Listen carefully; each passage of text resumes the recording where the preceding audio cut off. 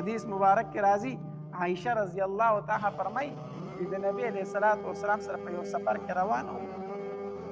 نو داسې یو خوشي بیابان ته ورسېدو که خوشي بیابان و نبی علیه الصلاۃ والسلام صحابه کرامو ته ویل که ځئ مخکې شابه واوړئ زر مخکې ځئ ټول صحابه کرام لاړو زه پاتې شوم او نبی علیه الصلاۃ والسلام پاتې شو ما ته نبی علیه السلام داسې وکتو ما ته چې عایشه چې د منډې مقابله نه کوم خوشي میدان دی ما ته چې د الله پاک پیغمبره ولې نه چې منډه وکړه زه په دغه ټایم کې وړو مجینې وم زه دې په منډه کې مخکې شوم ماشومان خو منډه تیزه وایي که چېرته غټ سړی چېرته وړوکې زه دې په منډه کې مخکې شوم ما ته چې د الله پاک پیغمبره ومې درنه ګټله چې عایشه ودې ګټله لکه حدیث مبارک کې راځي عائشه رضی الله تعالی عنها فرمایي وی نبی علیه الصلاۃ والسلام په موږ سره د کور کارونه هم کولو اوس د هغې وخت په کور کې څه کارونه وو دا نن سبا چې کوم کارونه دي خو دا خو نشته دی که نه قالینونه صفا کول او کمرې صفا کول او فریجونه صفا کول او دا شیزونه خو په هغې زمانه کې ساده ژوند و وی نبی علیه الصلاۃ والسلام به زموږ سره د کور کار هم کو هانکې د نبی علیه الصلاۃ والسلام په دغې وخت کې نښه بیبیانې وي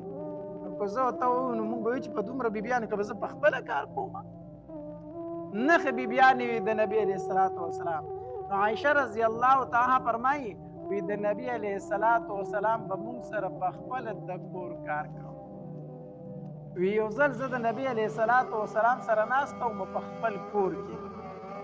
په دې دوران کې بلې بیبي نبی علیه الصلاۃ والسلام ته د خوراک څه شی راولېږو په کاسه کې وینځلې یې ورکړی و چې دا نبی علیه الصلاۃ والسلام له اوسه هغه وینځه زمونږ کره رادن نه شوه کاسه یې راغستې ده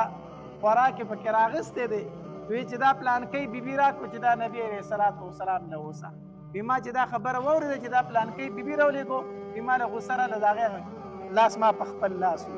د هغې د لاس نه مې ګزار راواچو دغه بده را باندې ولګېده چې په خپل نمبر کې وله ورکوه که نه اوس زما کره وله څه رالیږي بنو خدایي که نه یو بل سره بیا هم زنانه خو وي که نه بیبیانې وي د نبي علیه الصلاۃ والسلام او هغه د زنانو فطرت خو داسې دی که نه چې یو زنانه بله زنانه نه برداشت کوي نو نبي علیه الصلاۃ والسلام له چې هغې خوراک راوړه چې دا پلانکۍ بیبي رالیږلی دی وي ما د هغې غلاس په سپېړه باندې وو چې لکه دې دلته څه شي رالیږو خو په خپله به هلته ورکړی و که نه زما کره وله څه رالیږي وي د هغې نه هغې کاسه ورتاوه شوه او کوم خوراک چې و هغه هم ګیر چاپېره په ځمکه باندې څه شو ورتاو شو وي نبي علیه الصلاۃ والسلام صرف دومره ووي چې میندې مو تباه شه دا د نبي علیه الصلاۃ والسلام کله بې اختیاره به یې داسې الفاظ د خولې نه وتلو کله به یې وي خلاص دې په خاورو کې کړ شه کله به وي تندی دې په خاورو کې ککړ شه دا به کله کله د نبي علیه السلام د خولې نه داسې بې اختیاره د الفاظ وتل دوی موږ ته ووایي چې میندې خو تباه شه دا څه کوئ که نه وی نور یې نوم وانغستو نبی علیه الصلاۃ والسلام په خپله پاڅېدو او هغه ټوکړې راټولولې او یو ځای کولې هغه ټولې ټوکړې راټولې کړې او راویې ځای کړې او یې سیټ ته یې کېښودې په خپله لګیا شو هغه یې خوړلې بیا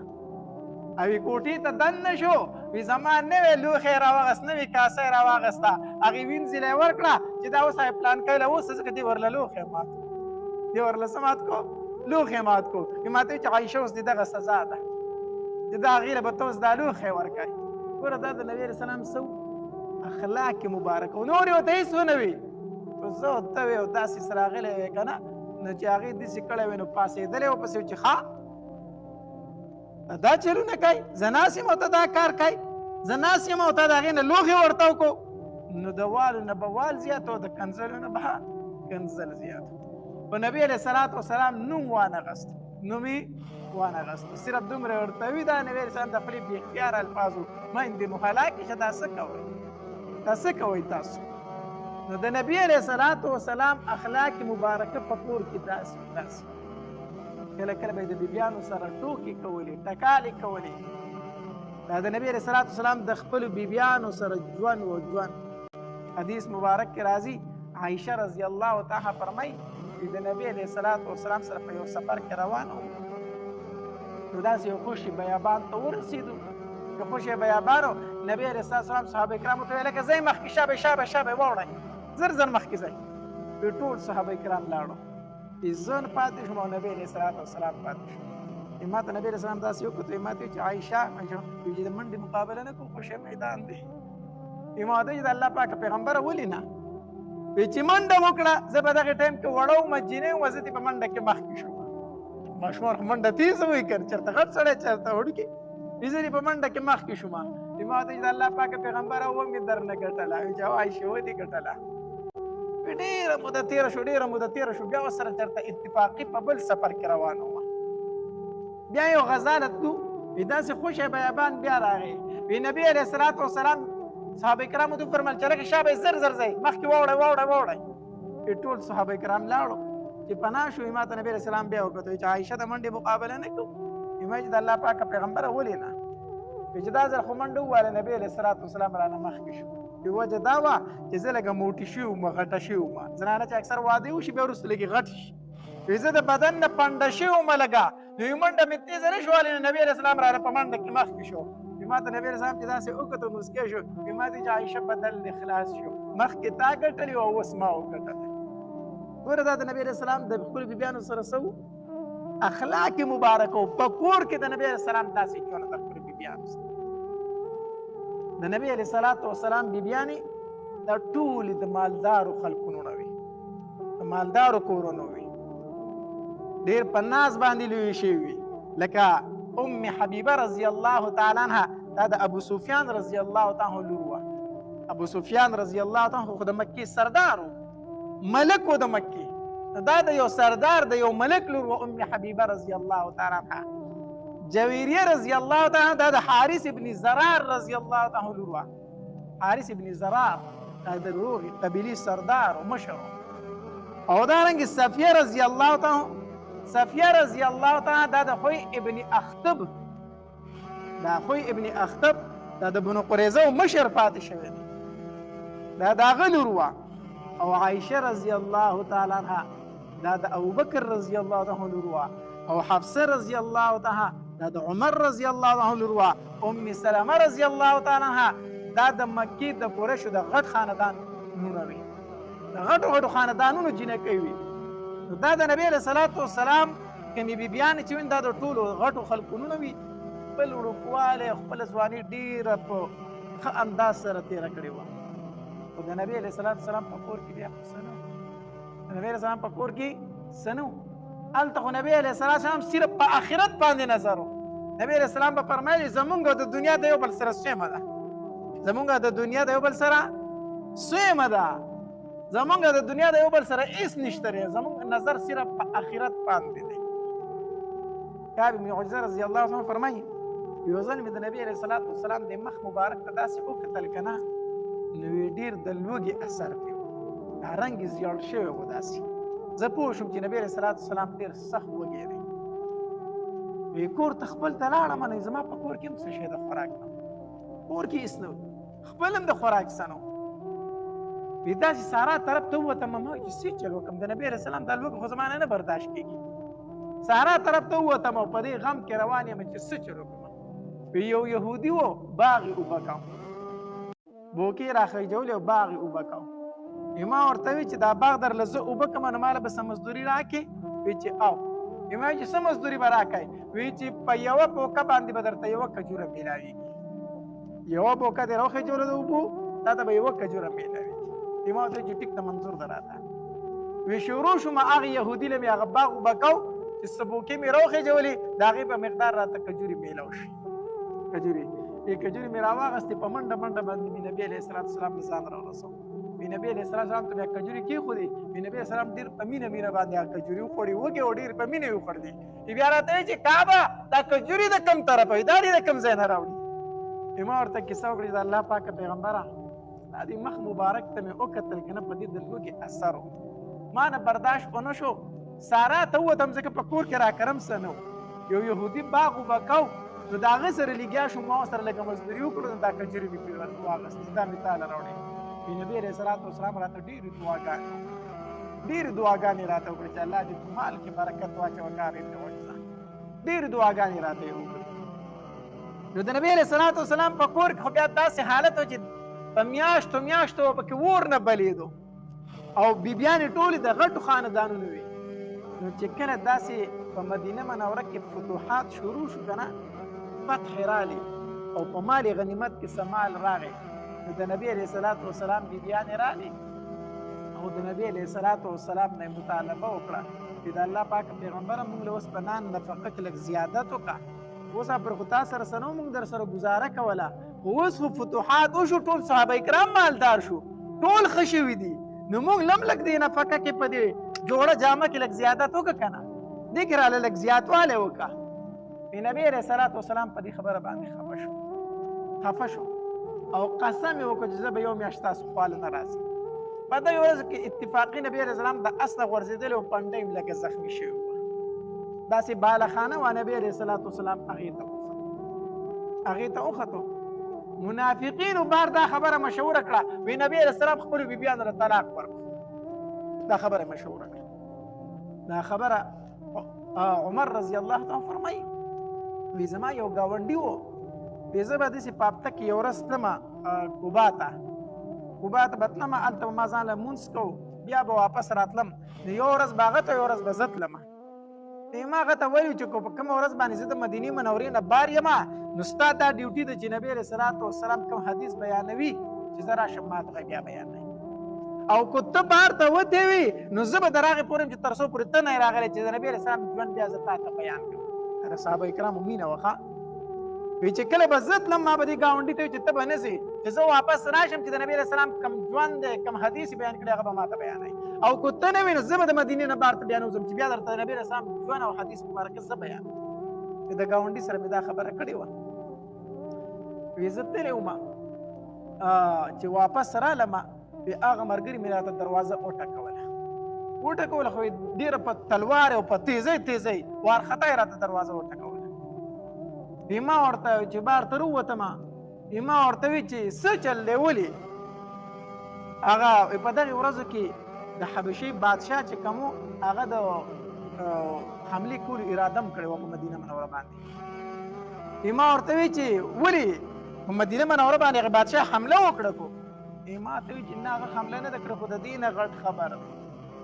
د دې نه غټ خبر دی وی ما ورته وی چې څه خبر دی د دې نه غټ وی چې نبي علیه السلام خپلو ټولو بیبیانو له طلاق ورکړی دی طلاق یې ورکړی دی چې دا خبره مې واورېده که نه وی د خدای نه مې دا الفاظ ورته چې لاړې حفصې هلاکه شوې حفصه خو پکې د هغه لور وه که نه د نبي علیه السلام بیبي وه وی ما ورته وی چې لاړې حفصه هلاکه شوې ما ښه پوه کړې وي خو ته نه پوهېدلې ځکه وی د دې نه څه ورځې مخکې وی ما مې په کور کې څه خبره وکړه ښځې مې ما له جواب راکړو عمر رضی الله فرمایي چې ما کور څه خبره وکړه ما له مې ښځې جواب راکړو مسله دا وه چې موږ د مکې خلک چې موږ په ښځو باندې زورور وو او د مدینې خلک په ښځو باندې لږ کمزورې وو نو د مدینې منورې ښځې چې وي نو دوی به د خاوندانو له جوابونه ورکول زموږ ښځې خو موږ ته جواب نه شو راکولی خو چې موږ مدینې ته رالو نو زموږ ښځو هم د هغوی نه چل زده کړو ځکه دا زنانه خو د یو بل کرزي راځي خبرې کوي که نه نو ما مې خاوند ته داسې وي او ما مې خاوند ته داسې وي وی زمونږ ښځو هم د مدینې منورو د ښځو نه چل زده کړو وی بیا هغه هم په موږ باندې جري شي موږ ته به یې جوابونه راکول یوه ورځ ما کور څه خبره وکړه دې ښځې مې جواب راکړو وران غونته جواب یې راکړو ما ورته وی چې تا ما ته جواب راکړو ستا دومره جرأت تا ما له جواب راکړو چې دا تا ما له څنګه راکړو ته نه پر خو تا ما له جواب نه دی راکړی ما ته وی چې عمره ته دومره غټ سړی نه یې څومره چې غټ نبي علیه الصلاة والسلام دی عمره ښځه به راته وایي چې ته دومره غټ نه یې څومره لوی شان چې د نبي علیه الصلاة والسلام دی هغه ته یې بیبیانې جواب ورکوي نو زه به تا ته نه در کومه هغه ته یې بیبیانې جواب ما ورته وایي څه شي نبي علیه الصلاة والسلام ته د هغه بیبیانې جوابونه ورکوي زما لور حفصه زما محبوب ته جوابونه ورکوي دا خبره چې ما اورېده راپاڅېدم ډایرکټ د کور ووتم ډایرکټ رالم په خپلې لور حفصه پسې ما ورته وایي چې حفصه ته رښتیا نبي علیه الصلاة والسلام ته جوابونه ورکوي هغې راته وایي چې دا بابا د الله تبارک وتعالی په موږ باندې ډېر لوی فضل دی چې موږ د نبي علیه السلام بیبیان یو موږ باندې د الله ډېر لوی فضل دی چې موږ د نبي علیه السلام بیبیان یو په دې باندې موږ فخر کوو موږ پرې ډېرې خوشحاله یو خو بابا کور خو دی ښځه خاوند یو نو خامخا خبرې پکې راشي جواب ورله کله کله ورکړو کور دی ژوند دی نو ما چې دا خبره واورېده ما ورته چې حفصه ګورې عایشې ته به نه ګورې خپلې بلې ملګرې ته عایشې ته به هسې نه چې عایشه نبي علیه السلام له جوابونه ورکوي ته ولې هم جوابونه ورکوي ګورې هغه ستا نه په عمر کې هم وړه ده او په شکل صورت کې درنه هم ښکلې ده او د نبي علیه صلات وسلام سره مینه هم ډېره ده هسې نه چې ته هغې ته ګورې او د هغې په شان چلونه شروع کړي هغې په شان چلونه به نه کوي هغه نبي علیه سلام ته ډېره محبوب ده او ډېره نږدې ده او ستا نه ښایسته هم ده او ستا نه وړه هم ده هغې ته به نه ګوري خپلې لور ته مې نصیحت وکړو بیا لاړم په ام سلمه رضی الله تعالی عنها پسې ما ورته وویل چې ام سلمه رښتیا تاسو نبي علیه صلات وسلام ته جوابونه ورکوئ بیا هغې راته وایي چې یاره عمره په هر کار کې دې کار دي په هر کار کې دې بس زمونږ په کور کې دې هم دخل اندازي شروع کړه خاوند مو دی نو زمونږ خاوند دی مونږ ښځې یو ژوند دی کله پکې هر څنګه خبرې پکې راځي اوس ته زمونږ په کور کې ولې خبرې کوې په هر کار کې ستا کار دي ام سلمه راله زړه مات هغې راله زړه مات کړو د هغې ځای نه را روان شومه نو وی چې بیا مې دا خبره واورېده چې نبي علیه السلام بیبیانو ته طلاق ورکړی دی نو ما وی چې ښه مې دا حفصه پوه کړې وه خو دا نه پوهېدله بله لور مې یاده کړه حفصه مې پوه کړې وه خو دا نه پوهېده لاړه هلاکه شوه زما لور حفصه ځکه چې په دنیا کې د نبي علیه السلام بیبیانې دي خو په جنت کې به هم د نبي علیه السلام بیبیانې که نه نو چې په دنیا کې رشته ختمه شوه نو ما ورته وایي چې په جنت کې بیا ستاسو رشته څنګه پاتې کېږي لاړې حفصې د جنت نه پاتې شوې وی لاړم پسې په منډه ما ورته وایي چې حفصه نبي علیه السلام تا ته طلاق درکړی دی هغه په ژړا شو چې ما ته پته نشته ما ته پته زه نه یم خبر ما ورته وایي چې حفصه پوه کړې مې خو ته نه پوهېدلې ته ما پوه کړې خو ته نه پوهېدلې ګوره پلار دې ته وایي ښه پلار هغه پلار دی چې لور ته دا ووایي چې لورې د خاوند به دې عزت کوي لورې زما د کور نه چې ووتې اوس کور دې دغه د خاوند کور دی هلته مړه او ژوندی به په دغې ځای کې او لورې هلته زما بېعزتي مه کوه ځکه چې ته خاوند له جوابونه ورکوې نو خلک به وایي چې د پلانکي لور چې ده نو ډېره بېادبه ده زما نوم به هلته به بېادبه یادېږي لور ته واز وکړه نصیحت وکړه د خاوند ادب کوه د خاوند احترام کوه د خاوند عزت کوه هسې نه چې خلک بار دا خبرې کوي چې د پلانکي لور جبوره ده زما نوم چېرته بار په دې الفاظو یاد نه شي پلار له دا پکار دي چې لور ته څه وکړي نصیحت داسې پلار صحیح چې لورې ورته خبره وکړي دی ورته وایي راځه ستا د پلار کره ډوډۍ ډېره ده وایي راځه ستا د پلار کره ډوډۍ ډېره ده ستا د پلار کره ډوډۍ ډېره ده چې رای ولي ځان کره یې مروره کښېنئ د هغې کور یې وران کړو قرآن یې نه کړو دا کور یې وران خو دا دې ورته ویلی وي په دې په ځای باندې چې لورې دا د خاوند دی د ده سره وچه خوره او زما د کور هغه لمده تاله غوره ده دا وچه تاله غوره د هغې کور به بد شوی و که نه دې ورته وایي ستا د پلار کره ډوډۍ ډېره ده زه په تا باندې بوج نه یم وایي راځه زموږ کره په لور باندې څه وران کړي کور نو پلار له پکار دی چې لور ته څه کوي نو عمر رضی الله تعالی ته وفرمایل وی حفصه ما درته ډېر نصیحت کړی خو ته نه پوهېږې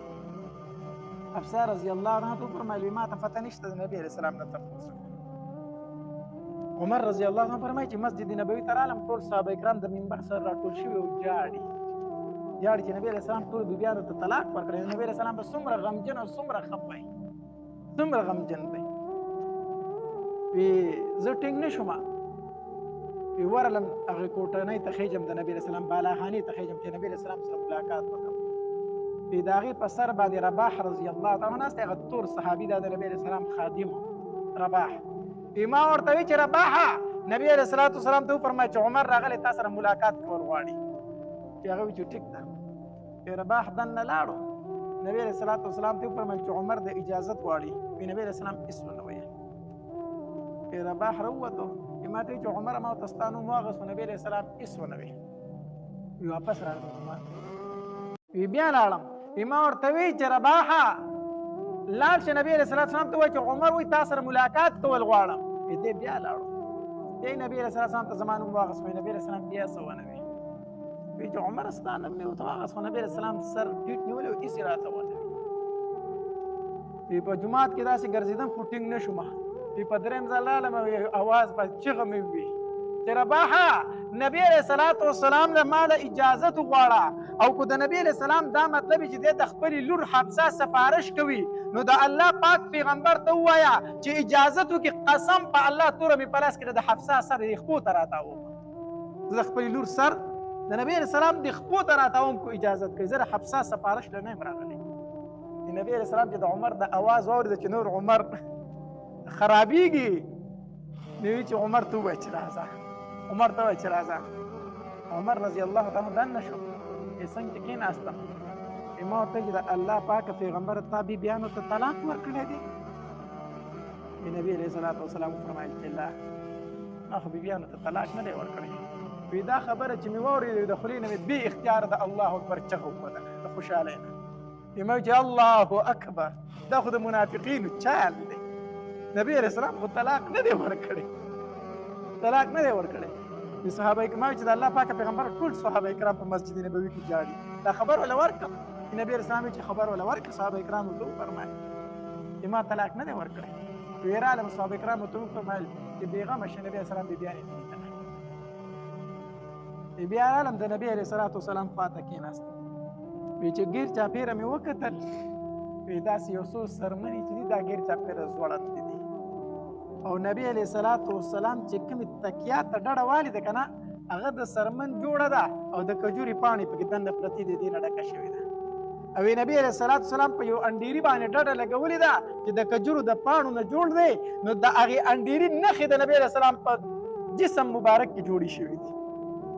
نبی علیه السلام په جسم مبارک کې د انډیري هغه نښې دي نو چې داسې ګیر چاپېره مې وکتل او داسې لکه دوایي پرته وه سیټ ته دا سرمنې چې پې خلک وچې هغه دوایي پې مږي د باغت دپاره هغه لکه دوایي غونته پرته وه چې هغې ته مې وکتل زما د سترګو نه اوښکې روانې شوې ما چې د الله پاک پیغمبره ته خو الله ته ډېر خوښ نه یې چې عمر ولې ما چې دا یهود او دا نصاره خو د الله دشمنان نه دي چې بېشکه ولې نه دي ما ورته وی چې د هغې بادشاهان څنګه ژوند کوي د الله پاک پیغمبر ته د الله نه سوال ولې نه کوي چې زموږ دا ژوند بدل کړي زما محبوب په انډیري باندې پروت دی د الله نه دعا وکړي چې دا غریبي او دا غربت ختم شي نبی علیه السلام زما دا خبره څنګه واورېده که نه د چټۍ نه ډایرکټ نیغ کېناست داسې فورا کېناست نیغ د مخ دا رنګ داسې بدلېدو ورو دا مخ مبارک یې سور شو ما ته چې عمره ګوره چې ته په خپل دین کې شک کوې کو په دې دین اسلام کې د شک دی کو ما ورته چې نه د الله پاک پیغمبره زه چاته شک کوم خو ستا د جسم مبارک دا نښې رانه نه برداشت کېږي چې په انډیرې پروت دي نبي علیه الصلاۃ والسلام راته وفرمیل چې عمره دغه یهود او دغه عیسایان په دې دنیا کې څه نه څه نیک کارونه خو کوي که نه د هغې بدل ولا الله په دې دنیا کې ورکوي آخرت کې خو هغوی څه شی شته دی او زمونږ د نیکو اعمالو بدلې الله آخرت ته ایښي دي عمره ته ولې فکر کوي د آخرت باندې یقین نه لري زمونږ د دنیا سره هېڅ نشته دی الله بیا مې نبي علیه الصلاۃ والسلام نه اجازت وغوښته چې د الله پاکه پیغمبره د خوش طبیعتۍ یو څو خبرې وکړم ما چې د نبي علیه السلام لږ خوشحاله شي خو اجازت یو څو خبرې د خندا وکړم د خوشحالۍ نبي علیه الصلاۃ والسلام راته وفرمایل چې هو عمره وکړه چې د الله پاکه پیغمبره رالم خپلې لور ته مې وویل چې که ته د عایشه سره سیالي کوي که نه نو عایشه درنه ښکلې هم ده عایشه درنه په عمر کې کم هم ده او د عایشې سره د نبي السلام مینه هم زیاته ده هسې نه چې ته هغې ته ګورې او ځان خراب چېرته نه کړي دا خبره چې نبي علیه السلام واورېده داسې لږ مسکی شو بیا مې ورته وویل چې د الله پاکه پیغمبره ام سلمه ډېر ورټله ما ستا بیبي نه ام سلمه هغې ورټله مې ما ته ویل چې ولې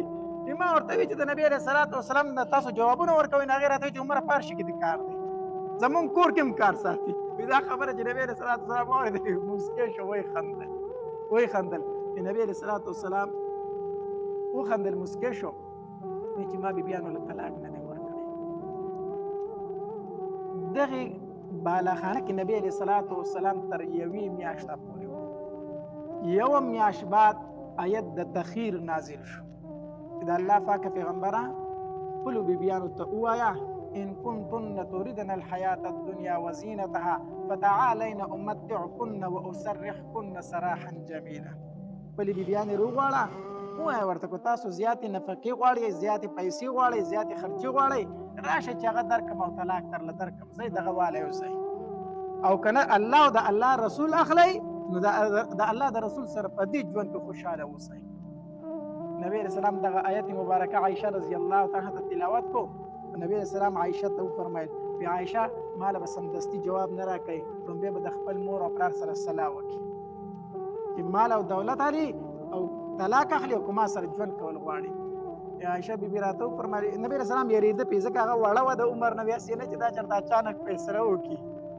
عائشه رضی الله عنها فرمایي د الله پاک پیغمبر زه په دې کې د مور او پلار سره صلاح کوم چې زه د الله د پیغمبر سره پاتې شم او پاتې نشم زه دنیا نه اخلم او د الله پیغمبر اخلم په دې کې زما مور او پلار ته ضرورت نشته نبی رسول الله سلام ډیر خوشاله شو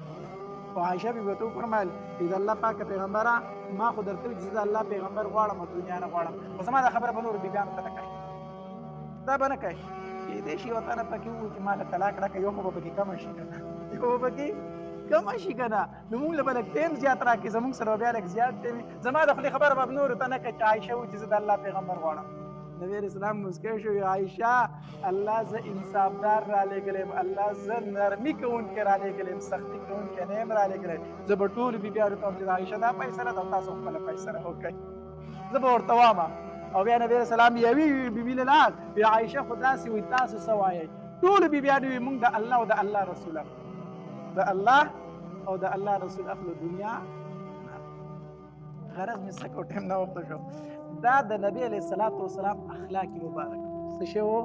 نبی اسلام اخلاق مبارک د خپل کور والو سره د خپل بیبیانو سره په کور کې دنه نو په کور کې بدن د ځان نه زمري نه راغی ښا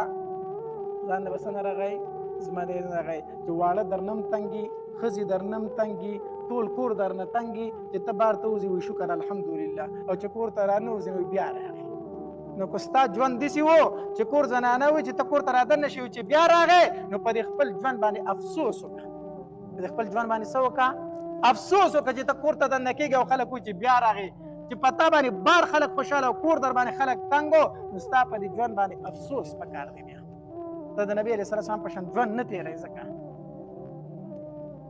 ژوند خو هغه حدیث مبارک کې راځي وایي ډېر ژوند چې دی وایي دا په کور کې تېروه خپل فارغ اوقات په کور کې تېروه نو په کور کې به ته د بیبیانو سره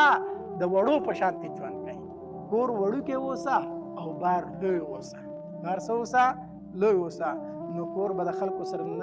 نرمۍ سره راځي ښایسته ژوند به کوي د خندا ژوند به کوي دا نه چې زه خو ځاله څوک یم او کور به راتم خلک کیني پاسي او بار به راتم خلک کیني پاسي کور ستا ژوند دی چې 24 ګنټې تا د خلک کیني پاسي خو په پوزه به یې ولګوي که نه بار خو ته کله کله د خلکو سره میلاویږي کور کو 24 ګنټې نو هر ټایم به خلک تا ته په اوداسه کې ولاړي نه نه کور به ډېر د نرمۍ ژوند کوي الله تبارک نبی علیه الصلاۃ والسلام لره یو زنانه یو ځل پی راولېږل پی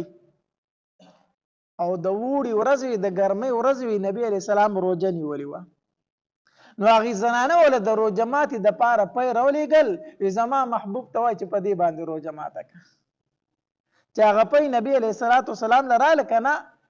نو چا چې وله راوړي و هغه واپس ورکړو وی لاړ شه د دغې زنانه نه دا تپوس وکړه چې دا پی د کم طرفه و د کم ځای نه دا پی و نو هغې زنانه هغې کس ته وویل وی د الله پاک حبیب ته وایه چې دا مې د خپلې بېزې نه لوشی لیدي او تاله مې در ولېږه نو هغه پی بیا نبی علیه السلام له راوړو نو چې راوړو د نبی علیه السلام بیا واپس کو وی دغې زنانه ته وایه چې دا بېزه د کم طرفه وه ستا سره دا بېزه د کم ځای نه وه نو هغې زنانه هغې کس ته وویل وی زما محبوب ته وایه چې دا بېزه مې په خپلو پیسو باندې اخیستې ده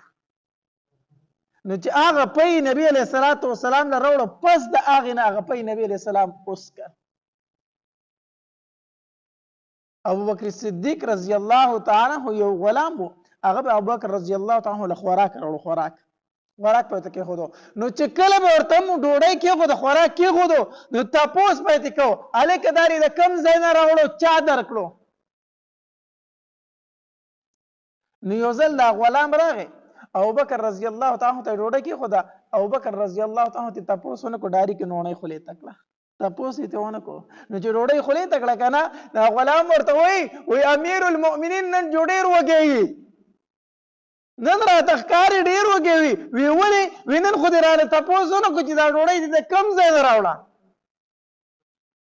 نو هغه ورته ووایه راته که نه کوم ځای نه دې راوړه وي دا خو د پرانکي مشرک په کور کې واده و دا راله هغوی راکړه ما تاله راوړه نو ابوبکر رضی الله تعالی هغه نوڼۍ تېره کړې وه نو حدیث مبارک کې راځي ابوبکر رضی الله تعالی عنه هغه نوڼۍ تېره کړې ګېډې ته رسېدې وه وایي ابوبکر رضی الله تعالی عنه دا ګوته دې تالو له ورړه او دې تالو ته به یې دا ګوته رسوله الټۍ به یې کولې.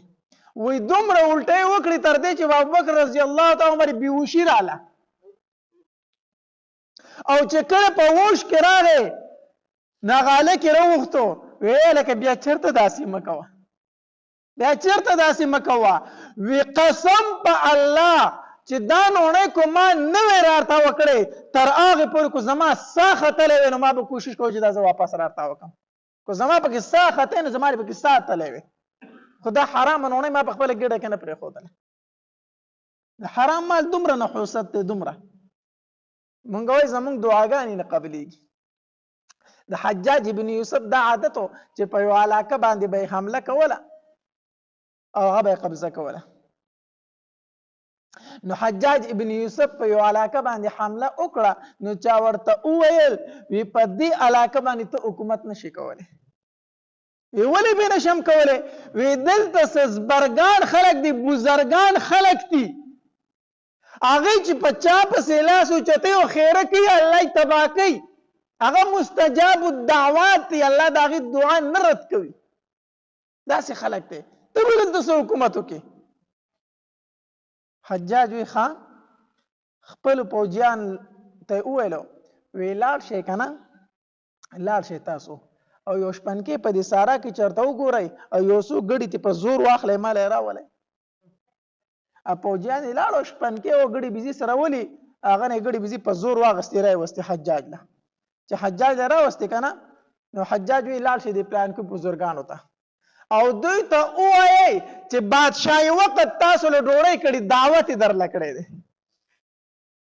او دلته خپلو نوکرانو ته وي شابه دا ګډې حلال کړه دا ګډان حلال کړه خوراک تیار کړه دعوت یې تیار کو هغه بزرګان رالو حجاج ورله دعوت کړی دی په دسترخوان کېناستو هغوی ډوډۍ وخوړله ډوډۍ وخوړه تپوس یې ونه کړو چې دا ګډې بيزي دا دعوت د کم طرفه و چې څنګه ډوډۍ وخوړله که نه حجاج ورته وی لاس پورته کوئ اوس خیرې کوئ خیرې شابه لاس پورته کوئ هغې ورته وی ولې ستاسو خیرې اوس الله نه قبلوي دا څه مې چې در باندې وخوړل دا مې در باندې حرام وخورولو دا مې در باندې حرام وخورول ستاسو دعاګانې الله قبلولې خو چې ستاسو په ګېډه کې حرامه نه وه ما ستاسو ګېډې ته حرامه دننه کړله تاسو تپوس هم ونه کړو چې دا ډوډۍ د کم طرفه راغلې ده اوس ګرځوي ما ته خیرې کوئ ستاسو خیرې الله نه قبلوي اوس نو خلک وایي زما دعا نه قبلېږي اول شرط د دعا د قبلېدو دپاره رزق حلال دی حلاله روزي حلاله روزي چې یرموک میدان ته ورسېدل ابو عبیده رضی الله تعالی عنه خط ولیکو عمر رضی الله تعالی عنه ته نو د عمر رضی الله تعالی عنه دور خلافت ته 20,000 صحابه کرام د ابو عبیده رضی الله تعالی عنه په مشرۍ کې شام ته ولېږل شام فتح شو مخکې نورې فتح هم شروع وي د روم چې کم بادشاه و هرقل د هغه سره یره پیدا شوه کو د مسلمانانو دا فتح او دا غزاګانې مخکې روانې وي نو نږدې ده چې زمانه به روم هم واخلي نو هرقل بادشاه د دغې ځای چې کوم بادشاهانو هغه یې راغونډ کړو دارنګې د خپل فوج جرنیل چې کوم و دیارجان د هغه نوم و هغه یې م راوغوښتو او ډېر زیات څه غوسه شو وی دا څنګه خلک شام ته راغلی دی چې زه فوج لېږم او هلته ورکېږي هغوی وجني زه فوج شام ته لېږم او هغوی وجني تاسو د 2,000 کسانو مقابله نشئ کولی د نن نه بعد به زه په خپله میدان ته وځم هرقل غوسه شو فوج چې کوم جرنیل و ده ورته وی دا آخري موقع د ماله راکه دا موقع ماله راکه زه درله شام خو پرېږده وی مکه او مدینه ته هم خالي کومه د دې مسلمانانو نه مکه او مدینه هم خالي کوم ته خو لا شام یادوي خو ما ته یوه موقع راکه دیارجان ورته ووي بهرحال هرقل بادشاه ته کافرو بادشاهانو خپل خپل فوجونه راولېږل 2 لاکه یو ورکړو 2 لاکه بل ورکړو 2 لاکه بل ورکړو حتی در دې پورې چې 10 لکه فوج هرقل بادشاه تیار کړو 10 لکه فوج په دې کې 80,000 هغه کسانو چې دا د مسلمانانو نه مرتد شوي وو او روم ته تللي دا مرتد شوي وو. 80,000 کسانو د دوی مشري جبله ابن سهم غساني کوله، دا یې مشر و. نو 80,000 دا د مرتدینو ګروپ شو او 10 لاکه فوج هغه شو. دلته کې مسلمانان صرف 2,000 کسانو. ابو عبیده رضی الله تعالی عنہ ته خبر راورسېدو، وی هرقل بادشاه ستاسو خلاف 10 لاکه فوج تیار کړه او په تاسو حمله کوي. ابو عبیده رضی الله تعالی عنہ خپل صحابه کرام راغونډ کړو، ځای په ځای باندې فوجونه په جنگ کې اړمو. صحابه کرام ځای په ځای ښارونو ته یې لېږلي، په ټولو پسې سوال جواب وکړو، زر تر زره تاسو راشئ زما خواله.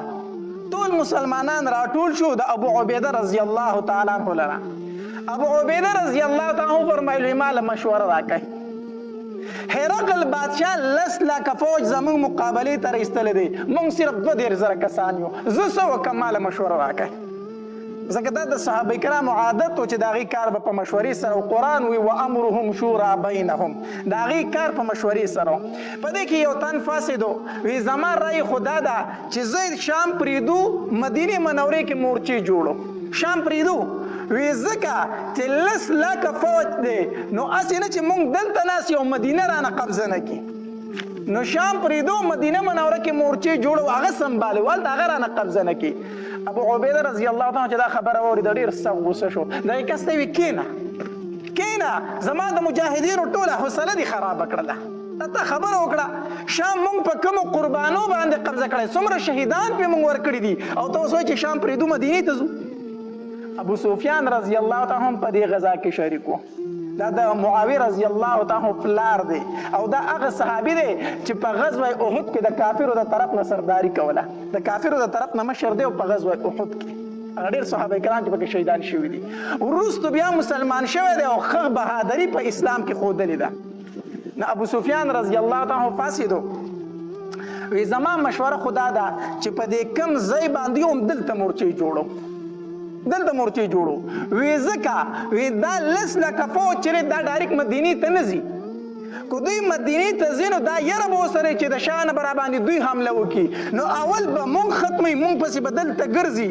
زمونږ سره به اول مقابله کوي، وروسته به مدینې ته ځي. ابو عبیده رضی الله تعالی چې دا خبره واورېده ډېر زیات خوشحاله شو، وی ډېره ښایسته مشوره دې راکړه، ډېره ښایسته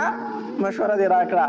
خو خالد ابن ولید رضی الله تعالی د فوج کمان په دغه وخت کې کو، د فوج مشر دی و. امیر ابو عبیده رضی الله تعالی عنہ خو د فوج کومنداني او مشري چې ده د خالد ابن ولید رضی الله تعالی عنہ کوله، او امیر المؤمنین عمر ابن خطاب رضی الله تعالی عنہ په دغه دور کې په مدینه منوره کې. نو ابو عبیده رضی الله تعالی عنہ خالد ابن ولید ته یا ابا سلیمان، اے د سلیمان پلاره لږه مشوره خو راکړه، ته ولې خاموشه ناستې؟ کله چې تا موږ له مشوره راکړې الله پای کې ډېر خیر اچولی دی، ته ولې ما له مشوره نه راکوې؟ خالد ابن ولید رضی الله تعالی عنہ ته وفرمایلو، وی زه د مسلمانانو خلاف نشم کولی، اگر چې زما مشوره بل شان ده، اگر چې زما رای د دوی نه بدل ده، خو مسلمانان وایي چې په دې ځای کې پاتې کېږو نو زه هم د دوی مطابق خبره کوم، ورنه زما رای دا نه ده. ابو عبیده رضی الله تعالی عنہ فرمایل نه ماله به مشوره راکړئ، وی نشم کولی د مسلمانانو خلاف کنه، د مسلمانانو خلاف نشم کولی. ابو عبیده رضی الله تعالی عنہ فرمایل وی تر هغه پورې زه یو خبرم نه کوم، یو کارم نه کوم تر څو چې تا مشوره نه راکړي. خالد بن ولید رضی الله تعالی فرمایل وی ابو عبیده کو خامخا جنگ کول غواړي او نیت تی وی کنه، نو اگر چې د مسلمانانو رای دا چې په دې ځای کې پاتې کېږو، خو زما رای دا نه ده، دلته نه پاتې کېږو. وی ولې؟ وی ځکه دلته ګیر چاپېره باغونه دي، دا ځای تنګ دی، او تا ته پته ده چې زمونږ د عربو اسونه ډېر زیات تیزه منډه وي، زمونږ د عربو اسونه ډېر زیات تیز دي، هغوی چې تر څو پورې دوران او جولان ونه خوري نو هغوی فتح نشي موندلی. زمونږ اسونه چې داسې د لرې نه راخوشي که او راشي نو دوی فتح مومي، او بیا یې ترې وباسي او بیا پرې د بل طرفه راتاو شي. زمونږ عادت د جنګ دا دی، او دلته مونږ اسونه نشو ځغلولی، ګیر چاپېره باغونه دي. ستا څه رای ده؟ زما رای دا ده چې دا ځای به پرېږدو، لږ مخکې به لاړ شو، دغلته کې میدان یرموک دی، د یرموک میدان دی چې په جریباو ځمکه ده، خوشې بیابان دی، نو په خوشې بیابان به کافر هم پراته یا مونږ به هم پراته، یو بل سره به بیا ګورو، اسونه به ځغلو چې څه کېږي، او خواته دریاب هم دی، نو اوبه به راته هم په لنډو باندې. ابو عبیده رضی الله تعالی عنہ فرمایلی ستا مشوره ډېره ښکلې ده. صحابه کرامو ته وفرمایل شابه اوچتېږئ، شابه یرموک میدان ته ځان رسوئ. نو دا غزا د یرموک په میدان کې شوې ځکه ورته غزوه یرموک ویلی شي غزوه یرموک او دا د نبی علیه الصلاة والسلام د وفات نه 9 کاله یا 10 کاله وروسته دا غزا راغلې ده او د نبی علیه الصلاة والسلام د وفات نه په غزاګانو کې لویه غزا دا ده چې یرموک میدان ته ورسېدل ابو عبیده رضی الله تعالی عنه خط ولیکو عمر رضی الله تعالی عنه ته او عبدالله رضی الله تعالی عنه ورکو ویلار شه دا خط مدینی منورې ته عمر رضی الله تعالی عنه ورسوه چې مونږ باندې 10 لکه فوج راغلی دی او مونږ ورته صرف 22,000 کسان یو څه وکړو هسې نه چې سبا راته دا وایي چې زما صحابه کرام دې هسې هلاک کړو څه وکړو مشوره راکړه او که ستا سره د جنګ کسان یې مونږ له یې راولېږه دا خط عبدالله رضی الله عنه ورکو عبدالله رضی الله عنه فرمایي ما د جمعې په ورځ باندې زه روان شوم د جمعې په ورځ روان شوم تلم د شام نه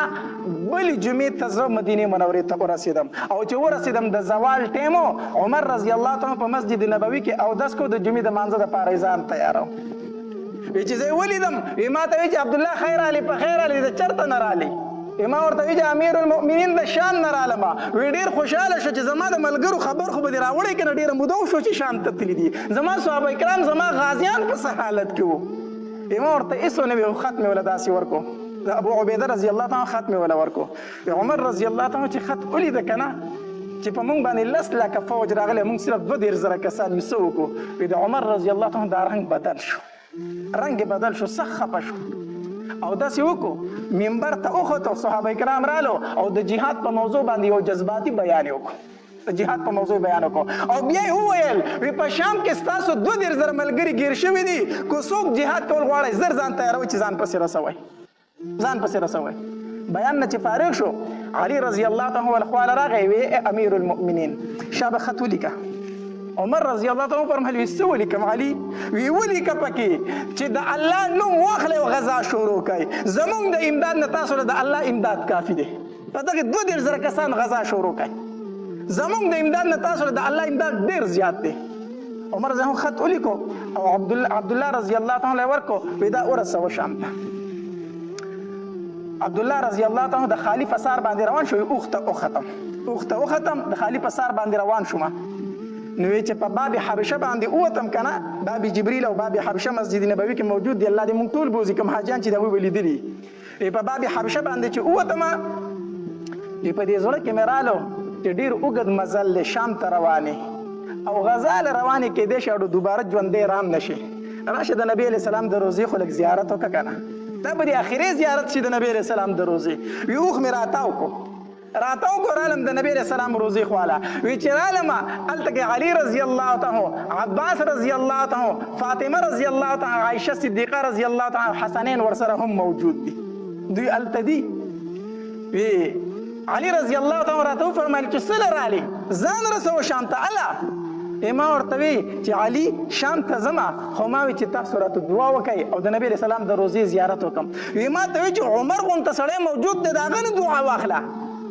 ما ورته وی چې هغه راته دعا کړې ده خو تاسو اهل بیت یې خاندان رسول صلی الله علیه وسلم د نبی علیه السلام خاندان یې تاسو راته دعا وکئ او بل د نبی علیه السلام د روضې په خوا کې ولاړ یې دلته راته دعا وکئ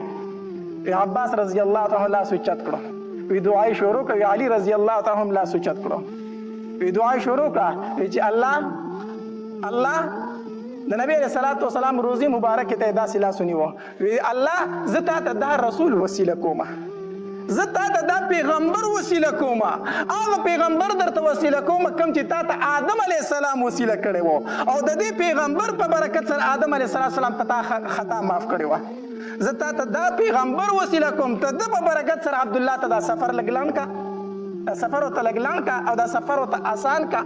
وی دا دعای وغوښته وی علي رضی الله تعالی فی امین وی چې دا دعای وکړله که نه وی علي رضی الله تعالی راته وفرمایل وی چې عبدالله هله شابه اوس ځان رسوه اهل بیتو درته دعا وکړه د نبي سلام خاندان درته دعا وکړه اوس په دې لاره اسانې ځان رسوه عبدالله رضی الله تعالی فرمایي وی د هغې طرفه د شام نه واله د مدینې پورې دا سفر مې په یوه هفته کې کړی و او د دې طرف نه چې روان شوم د خالي د ورځې سفر مې وکړو د اتوار د ورځې سفر مې وکړو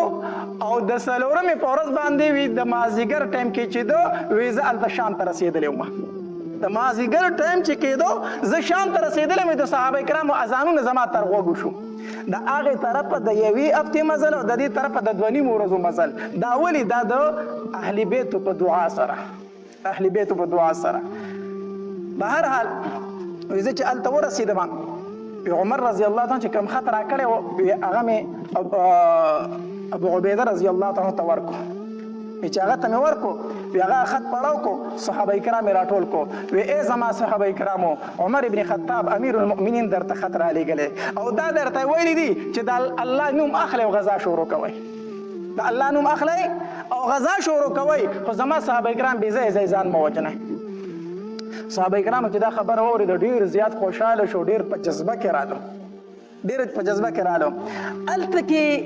د هرقل بادشاه چې کوم فوجي لیډر و دیارجان هغه د جبله ابن سهیم غسانی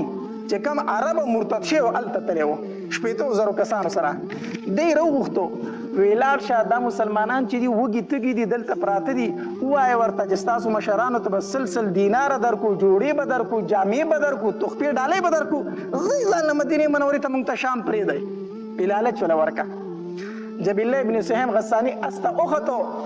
او را روان شو چې را روان شو دی خوا راغې چغې ووالې البراز مخې ته روځئ چې دا اواز ابو عبیده رضی الله تعالی واورید کنه توره یې راواغسته اس ته وخته هغه مطلب دا چې دی جنګ له راغی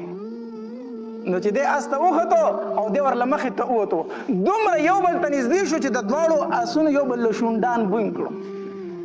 نو ابو عبیده رضی الله تعالی عنہ تورې تلاس کو داسې راویسته واړوله چې توره یې واړوله نو دا جبله ابن سهیم غسانی ورته وایي ګزار ونه کړي زه جنګ له نه یم راغلی روغې له راغلی ما نو ابو عبیده رضی الله تعالی عنہ فرمایي وایي څه وایي زه دیارجان را لېږلی ما چې تاسو له به دومره پیسې درکو دومره جوړې جامې به درکو شام راته پرېږدئ مدینې منورې ته ځئ سره جنګ کوئ او جنګ را سره کولی هم نه شئ موږ 10 لاکه یو تاسو 2,000 ولې ځان وجنئ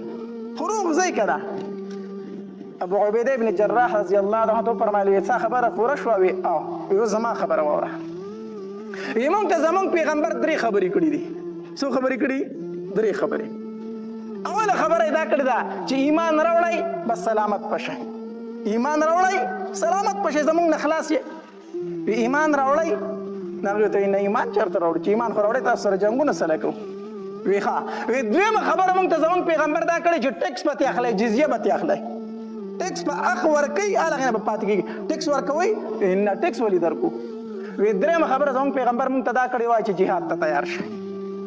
ګوره نر سړی دې ته وایي که نه دا نر مسلمانانو اسلام راوړه یا جزیه ورکه یا مې تورې ته تیار شه دا 3 خبرې دي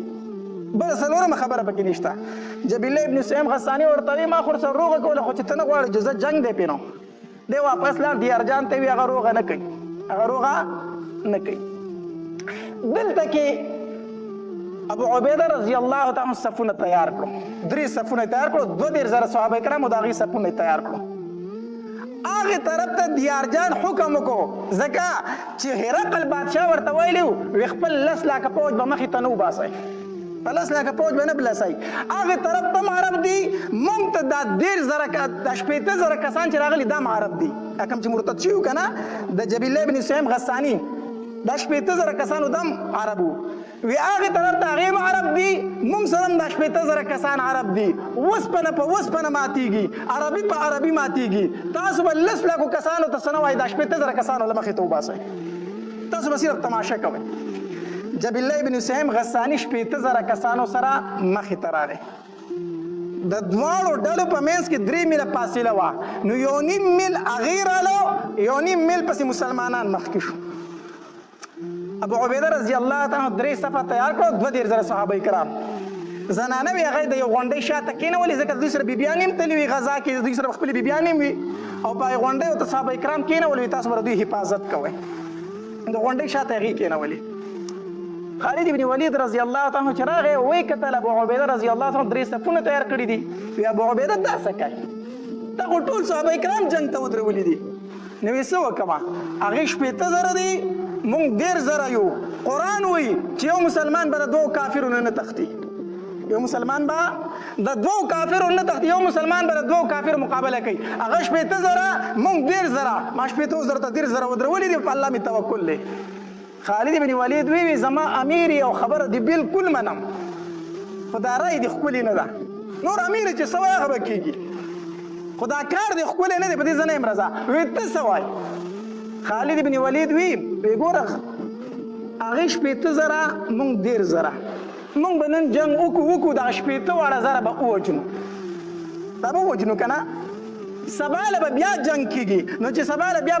جنګ کېږي نو د هغې سره 10 لاکه پوځ شاته دمه پروت دی نو هغې به 2 لاکه نور روباسي نو موږ خو سبا جنګ نه شو کولی ستړي یو که نه زموږ ډېر بهادر شو سبا مو جنګېدو نو څوک خو دې ووژل 2 لاکه نور ووژل نو هلته کې 8 لاکه پوځ نور پروت دی نو 2 لاکه به نور روباسي وایي زموږ ډېر بهادر یو په 3 ورځ بیا وجنګېدو نو 6 لاکه پوځ نور پروت دی نو موږ به در کومې پورې دا 2,000 صحابه کرام به ته جنګ دا به در کومې پورې ته جنګ الله ابو عبیده رضی الله تعالی عنہ فرمایي ته څه وایې څه وکړم زه ته راته ووایه زما رای دا ده چې د 80,000 کسانو مقابله به زه په 10,000 کسانو کوم زما رای دا ده د 80,000 کسانو مقابله به زه په 10 کسانو کوم په څو کسانو هغې به 80,000 زما سره به 10 کسانې ابو عبیده رضی الله تعالی عنہ فرمایي داسې خو نشي کېدی ته څه کوې د عمر رضی الله عنه خط نه دی لیدلی چې زما صحابه کرام بې ځایه شهیدان نه کوي دا خو ته د نبي علیه السلام صحابه کرام شهیدان کوي خالد بن ولید رضی الله عنه ته وفرمایل که زه د نبي علیه السلام صحابه کرام بې ځایه شهیدان کوم نو اول به دې پخپله شهید کېږم زه به دې مخکې روان یم ابو سفیان رضی الله عنه پاڅېدو وی خالد بن ولید ته ډېر جذباتي دا فیصلې دي د جذباتو دي چېرته 80,000 او چېرته 10,000 کسان چېرته 80,000 او چېرته 10 کسان خالد ابن ولید ورته غوسه شو ای ابو سفیان په جاهلیت کې خو ډېر بهادر وي دا دې اوس څه د بوزدلۍ خبرې شروع کړې ابو سفیان رضی الله عنه فرمایل د بوزدلۍ خبرې نه کومه خو چې خامخا د 80,000 کسانو جنګ کوي که نه نو په 10 نه په 80 کسانو یې وکړه په څو یې وکړه نو یو تن به د 100 تنو په مقابله کې راشي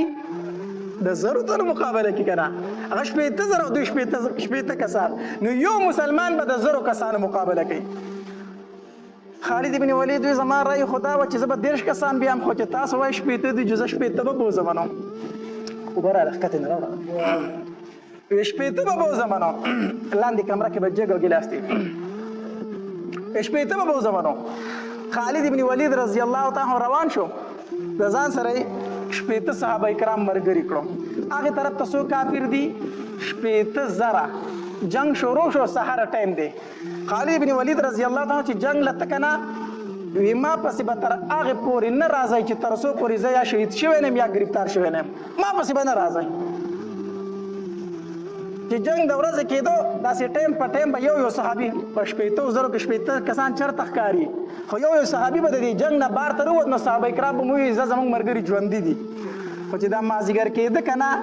نو یو صحابي هم نه ښکارېدو نو ابو عبیده رضی الله تعالی فرمایل زما صحابه کرام شهیدان شو زما صحابه کرام څه شو شهیدان شو او په دې کې د ځان سره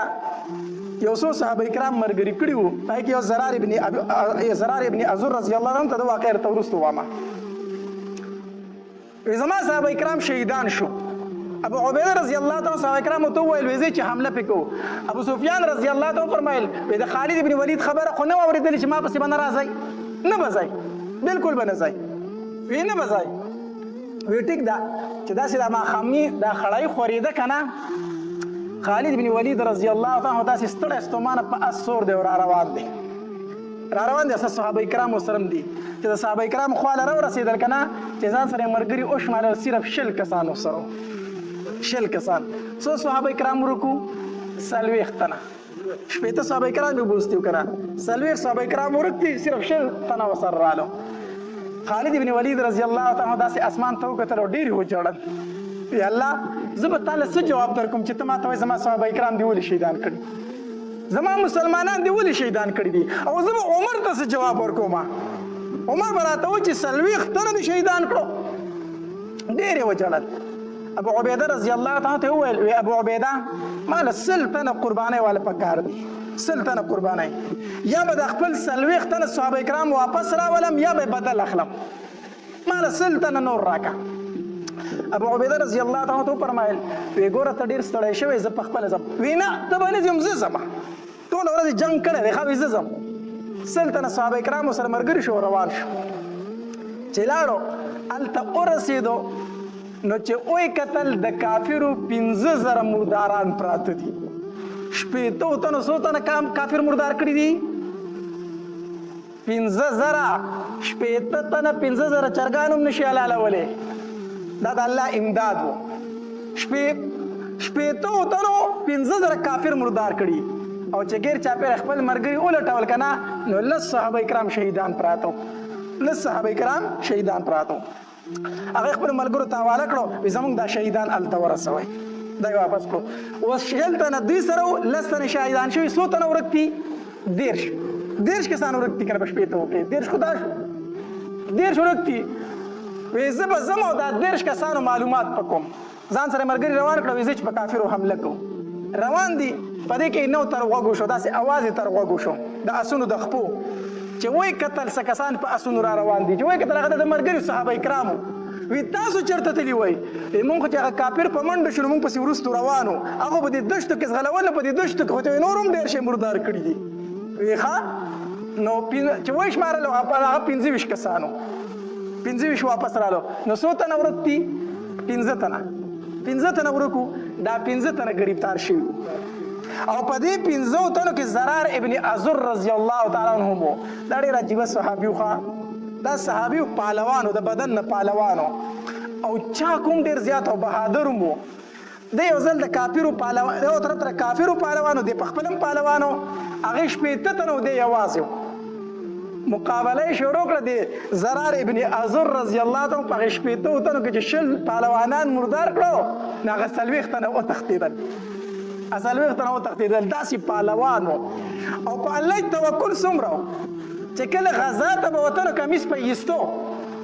کمیس په د بدن نه ایستو ورتاو به کو بربند به غزا ته وته زغره مره به نه چوله چاته تاسو کو زغره خو نه چینو دا کمیس ولې وباسي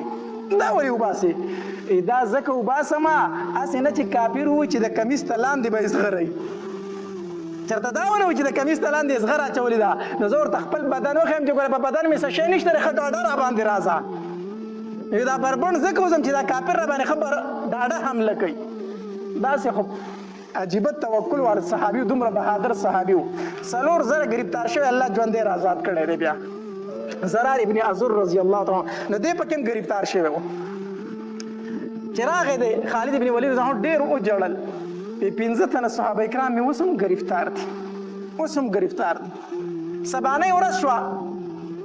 دیارجان کوم د هرقل بادشاه چې د فوج کمانډر و هغه ته خبر ورسېدو وی حضرت زمونږ 15,000 کسان و هغه 15 تنه و 15,000 کسان یې رانه وجلي دي دیارجان ډېر سخت غوسه شو وی تاسو خو بالکل د کار نه یې تاسو روز د دوی فکر نه درځي نو یو تن ورته وویلو دا مسلمانان ته تر هغې پورې نشي ختمولی چې تر څو پورې په دوی کې یو تن د هغه دی نه دی وجلی یو تن دی پکې خالد بن ولید تی نوم دی تر څو چې د هغه نه دی ختم کړی ته دا مسلمانان نشي ختمولی نو یې څنګه به یې وجنه به وی قید یې که ګرفتار یې که نو ګرفتار کوم به یې څنګه کس ولا مشوره ورکړه گرفتار دي چې هغه ډیر زیات بهادر دی ډیر زیات غیرتی دی ته پسې کس ولېږه ورته ووایه چې دیارجان وی هرقل بادشاه وی چې موږ د خالد ابن ولید په لاس باندې روغ کړو هغه دومره بهادر دی چې هغه تعالی دلته رارسي نو چې دلته راشي نو گرفتار به کې وبه وجنې دوکه ورسره وکړه دیارجان وی دا ټیک ته دا جبیل الله ابن سهیم غسانی دا کوم مرتد شوی کس چې دته وی لاړ شه او هغوی ته ووایه چې موږ د خالد ابن ولید په لاس باندې روغه کړو هغه راغی چغه یې وویله نو ابو عبیده رضی الله تعالی مخې ته ووتو ستا سره مسلمانانو مشر څوک دی ابو عبیده رضی الله تعالی ته ویل وی زه یم وی ستا څه نوم دی وی زما ابو عبیده وی ته نه بل تن دی ستاسو د فوج مشر څوک دی وی خالد ابن ولید وی هم دغه یادومه هرقل بادشاه و چې موږ دغه په لاس روغه کړو خالد ابن ولید زما په لاس روغه کوي او وی زه روغې ته تیار یم وی څنګه روغه کوي وی هغه دې هلته غواړي و چې راشه خالد بن ولید اس ته وختو ابو عبیده رضی الله تعالی عنہ فرمایلو وی مزه شهید کوي دی رانه دوکه در سره کوي مزه نو خالد بن ولید وی یا خو به ما شهید کړو یا به خپل 15 ملګري راولم یا به ما شهید کړو یا به خپل 15 ملګري زما دی روان شه دغه کافر سره روان دی اس ته وخت کافر ته مخکې دی پسې ورپسې دی هلته کې د کافرو پاټک راغی ځکه اخوا لس لکه پوش پروت دی که نه چې د کافرو پاټک راغی هغې ورته وي د اس نه راکوز شه مخکې دیارجان بادشاه ناست دی دا بېادبي ده چې ته په اس باندې ورځې راکوز شه ښکته خالد بن ولید وی زه میلمه یم او د میلمه خلک بېعزتي نه کوي تاسو ما د اس نه کوزوئ دا خو زما بېعزتي ده مونږ خو دا میلمه ډېر عزت کوو تاسو زما بېعزتي کوئ دا زه جبیل الله بن سهیم غساني ورسره و هغې پاټک هغې پوجیان ورته وایي مونږ خو رومیان یو مونږ ته خو پته نشته رښتیا ستاسو داسې رواج دی د جبیل الله بن سهیم ورته وایي او مونږ عرب د میلمه بېعزتي نه کوو وایي صحیح د مخکې ځای په اس باندې ځه دی پرېښود چې لږ مخکې لاړ بل پاټک راغی هغې ورته وایي راکوز شه وایي نه کوزېږم تاسو سره میلمه بېعزتي کوئ بهرحال هغه ډېر ظالمانو دی د اس نه راکوز وایي اس په مخکې نه بیایي وایي ځکه مخکې دیارجان ناست دی دا دغه بېادبي ده چې ته هغه په اس باندې ورځې خالد بن ولید رضی الله تعالی راکوز شو اوس اسې هلته وتړه هغوی ته وایي د اس راله دلته وتړه هغوی له اس وتړو یو طرف ته 15 لاکه پوج پروت دی بل طرف ته 15 لاکه پوج پروت دی دیارجان بادشاه په منځ کې ناست دی په خشک بیابان کې ورته یو بادشاهي ځای رخ شوی دی قالینونه خواره شوي د سرو زرو کرسۍ پې پرتې دي دیارجان بادشاه ناست دی خالد بن ولید توره راغستې ده او د امسا په شانتې د ټانکورې په شانتې په ځمکه لګی او په منځ کې روان دی دا توره په ځمکه لګی روان دی چې دا څنګه انسان دی هغې خالد بن ولید ډېر پېژندو ځکه یو ځل د 15,000 کافر په یو لاس مردار کړي وو خالد بن ولید په یو لاس 15,000 کافر مردار کړي وو نو هغې چې ولیدو چې موږ دا پوځ شام ته لېږو مردارېږي دا څنګه سړی دی او خالد بن ولید د ملنګ په شانتې روان دی توره په ځمکه لګی او روان دی پوځ ورته یو خوا بل خوا ګوري دیارجان بادشاه له چې ورسېدو هغه ځان ته بله د سرو زرو کرسۍ ایښې وه درته یې ویې کښېنه په دې کرسۍ کښېنه خالد بن ولید چې لته اوچته کړه کرسۍ پې واله خوا ورته وکړه کرسۍ پلته وواله دیارجان بادشاه درته وایي موږ درته عزت درکوو ته په خپله د ځان بېعزتي کوئ موږ درته وایي د سرو زرو په کرسۍ کې نه تا پلته وواله وایي سره زموږ دپاره عزت دی خو په دنیا کې نه په جنت کې او په دنیا کې د مسلمان دپاره د سرو زرو ګوتۍ نشي استعمالولی نو په کرسۍ به یې څه کښېني الله دې زموږ په حال رحم وکړي زموږ د سړو نه اوس ښځې رخ شوي دي سړی نه به په کویدن کې د سرو زرو ګوتۍ وړي د ده نه یې ځان له ښځه رخ کړي داسې ده که داسې نه ده هلک له د سرو زرو ګوتۍ وړي خو دې دا ښځه ده ناوې ده کو چې کوم د بېغیرتوب رسم یې هغه به په موږ کې موجود وي هلک د سرو زرو ګوتۍ د سره په لاسولی نه شي دا حرامه ده نو خالد بن ولید هغه کرسۍ پلته وواله موږ له په دنیا کې د سرو زرو ګوتۍ استعمال جایز نه ده تاسو راته د سرو زرو کرسۍ ږدئ په ځمکه کېناستو توره یې ځان ته داسې ټک واله ودروله هغه دیارجان ورته وایي پیسې به درکو او ځئ دا شام پرېږدئ شامو پرېږدئ خالد بن ولید رضی الله تعالی عنہ فرمایلی ستا خبره پوره شوه وی او وی موږ ته زموږ پیغمبر 3 خبرې کړي دي وی کمې درته کړي دي وی اول راته دا ویلي چې دوی ته ووایي چې مسلمانان شئ وی دیارجانه ته مسلمانېږي وی نه وی دویمه خبره راته دا کړې چې ټیکس به راکوئ ټیکس راکوئ وی نه درکوم وی درېیمه خبره راته دا کړې تورې ته لاس کو ورته وایه چې بیا جهاد ته تیار شئ جنګ ته تیار شئ نو دیارجان پوج ته آواز وکړو تاسو ورته ګورئ دا خو دوکه وه موږ په دوکه راغوښتلې وجنئ یې که نه تاسو ورته ګورئ نو چې پوجونو تورې راویستې که نه خالد بن ولید چې توره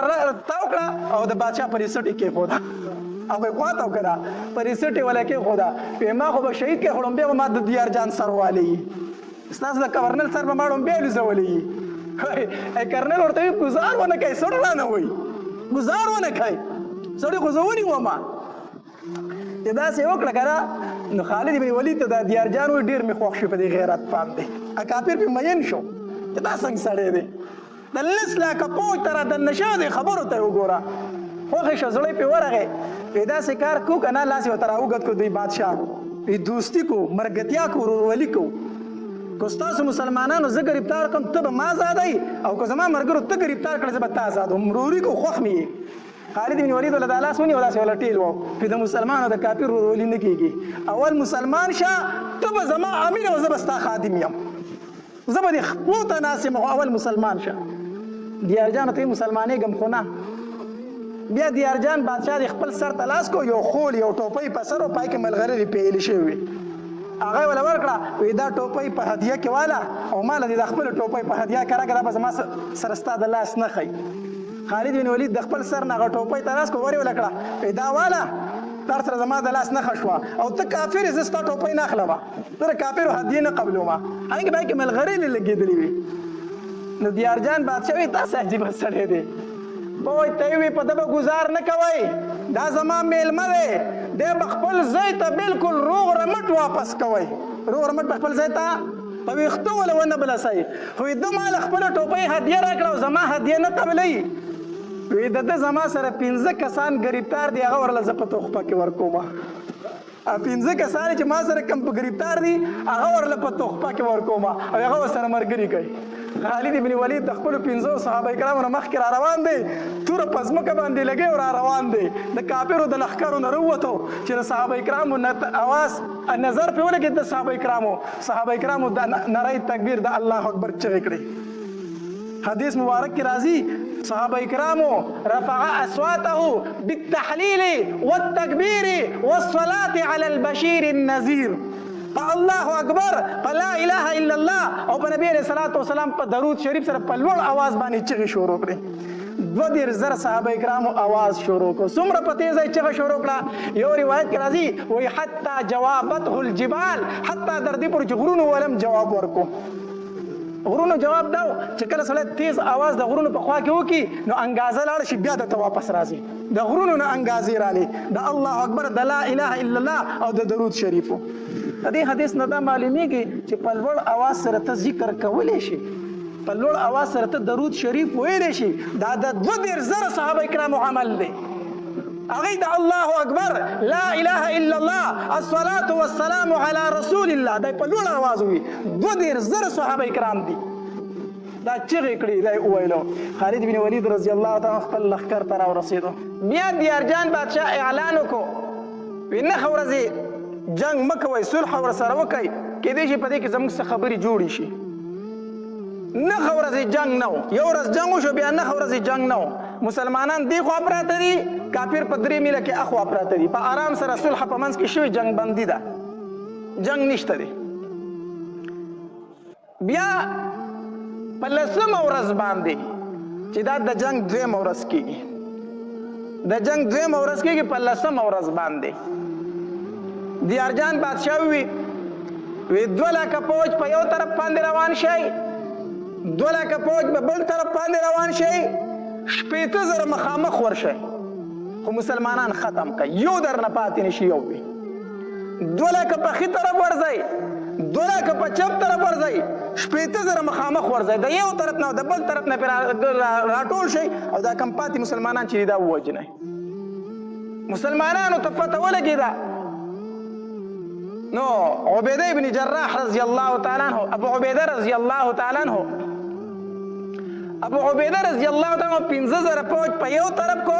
په خي طرف باندې او په ګس طرف باندې 15000 فوج کړو صحابه کرام په خي طرف چې کم 15000 کسانو د اغیم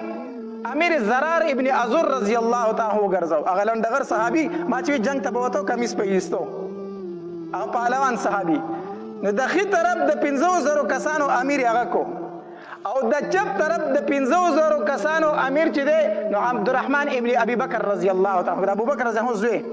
عبدالرحمن رضی الله تعالی هغه امیر مقرر کو نو هغه طرف 2 لک کسانو دې طرف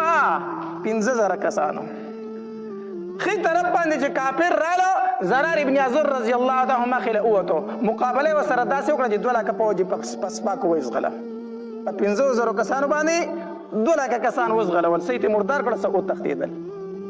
خو چپ طرف ته عبدالرحمن ابن ابي بکر رضی الله تعالی عنہ هغه باندې کافر غالب شو کافر په غالب شو مسلمانانو ته شکست ورکو او دا غي چپ طرف په مسلمانانو کې رادن نشو کافر 2 لک فوج په رادن نشو حتی در دې پورې چې مسلمانانو تیښته شروع کړه او ما درته ویلي زنانه د یوې غونډۍ شاته مسلمانانو کېنولې وي مخې ته یې صحابه کرامو درولي وو او کافر هغې غونډۍ ته هم رانږدې شو د مسلمانانو زنانه ورته راورسېدل چې زنانه خبر شوې چې مسلمانانو شکست خوړلی دی او په تېښته دي نو بار ته راووتلې د دې زرار ابن عزور رضی الله تعالی عنه خور وه خولته بن عزور رضی الله تعالی عنها خوله رضی الله تعالی عنها دا بار ته راووته دا هم ډېره بهادره وه خور ورور دواړه یو شان بهادر وو له وړې راواغېستې لرګۍ او چې کوم مسلمان به په تېښته او په اس پسورو د هغه د اس تخپې به یې پرې والې د مسلمانانو د اسونو د خپې به یې والې راتاول به یې وي چېرته تښتئ مونږ چاته پرېږدئ مسلمانان بعضې زنانه راغلې ماشومان یې په غېږو کې نیولي وو مسلمانانو ته یې داسې به نیولو وي دا ماشومان چېرته پرېږدئ چې تاسو په تېښته روان یې زنانو جهاد شروع کړو چې زنانو جهاد شروع کړو مسلمانان په غیرت کې رالو زنانو ولې غیرت ورکړو وي دا ماشومان چاته پرېږدئ مونږ چاته پرېږدئ خولته بن عزور رضی الله تعالی لوړ اغوستی د مسلمانانو د اسونو د خپې به یې پرې ولې ورته اول به یې په مسلمانانو کې غیرت راوستو نو مسلمانان بیا واپس شو چې بیا واپس شو هغه 2 لکه پوځ یې هغوی ته هم شکست ورکړو هغوی ته هم شکست ورکړو بهرحال په 10مه ورځ باندې ښه جنګ وشو د جنګ 2مه ورځ وه ډېر جنګ وشو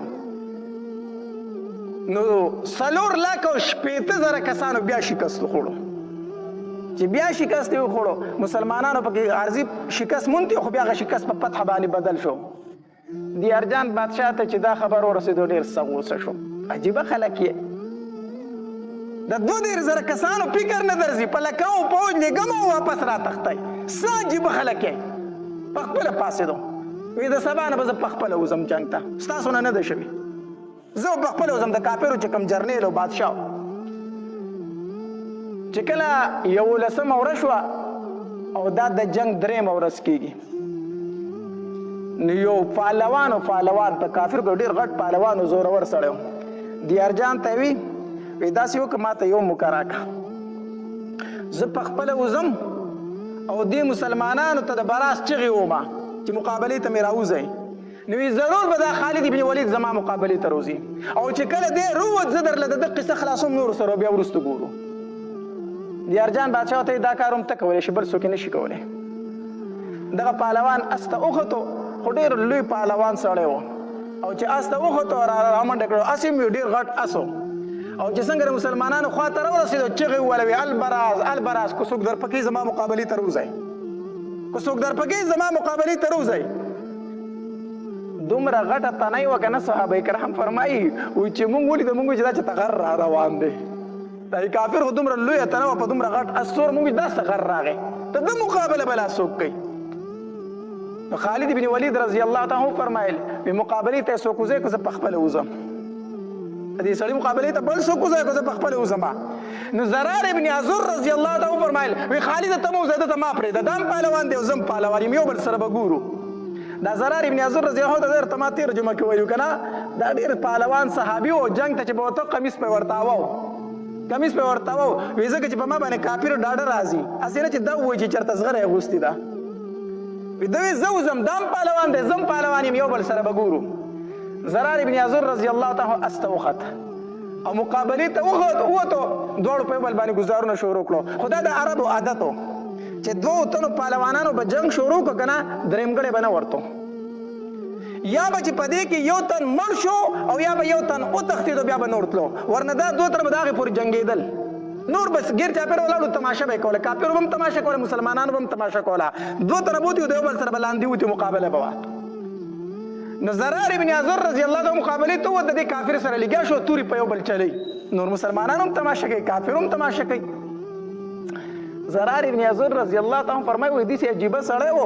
چې ما به پې د تورې ګزار کو داسې زغره یې اغوستې وه چې ما له د تورې هغه څوکه واړوله د اوسپنې زغره یې اچولې وه ما به پې د تورې ګزار کو یو کړنګ به یې کو توره به یې راله اړوله او غټو سټ ته زه نه رسېدم چې سټ مې وله په توره والی وې دنګو رانه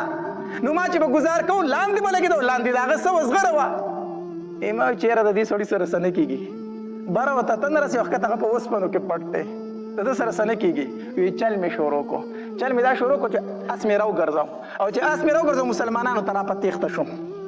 چې راپه تېښته شوم کافر خو دا ووایي چې لکه زه سړی رانه وتښتېدو سړی مې په تېښته کو وی هغه راپسې م اس راخوشې کو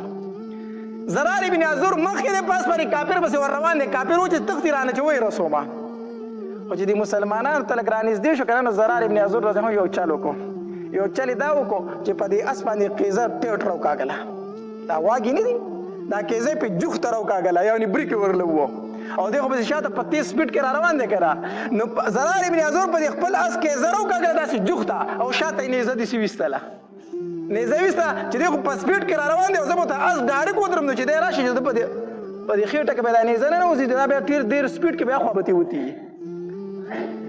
نو چې زرار ابن عزور هم په دې اس کې زر وکاږله او دا نیزه یې شاته داسې ویستله که نه او دی خو په سپیډ کې را روان او چې د ده اس راورسېدو نو دا خو ډېر تکړه کافر او ډېر جنګي سړی و ځان یې ترې بچ کړو اسې په دې مرۍ کې ولګېد اسې مردار شو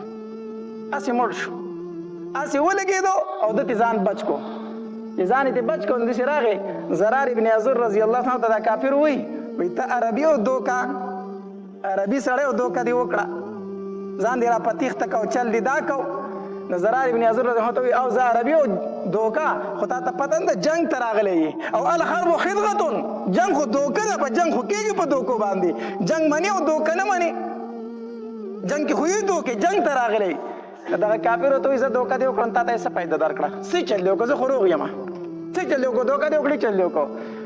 نو زرار ابن عزور رضی الله عنه فرمایي زما دوکې دا چل وکړو نو اسې راته وکړو نو دی خو په اس باندې زرار ابن عزور او کافر خو بغیر د اسه ولاړو نو چې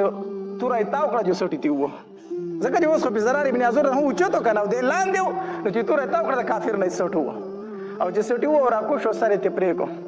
چې سر یې ترې پرېږدو د هغه چې کومه زغره وه او جامې وې او توره وه هغه هر څه ترې ویسته او را وایې د ځان سره زرار ابن عزور دا به زما یي دا به زمایی او دا حدیث مبارک دی من قتل قتیلا فله سلبه چا چې یو کافر مردار کو نو د هغه ساز و سامان به هم د دغې غازي چا چې مردار کو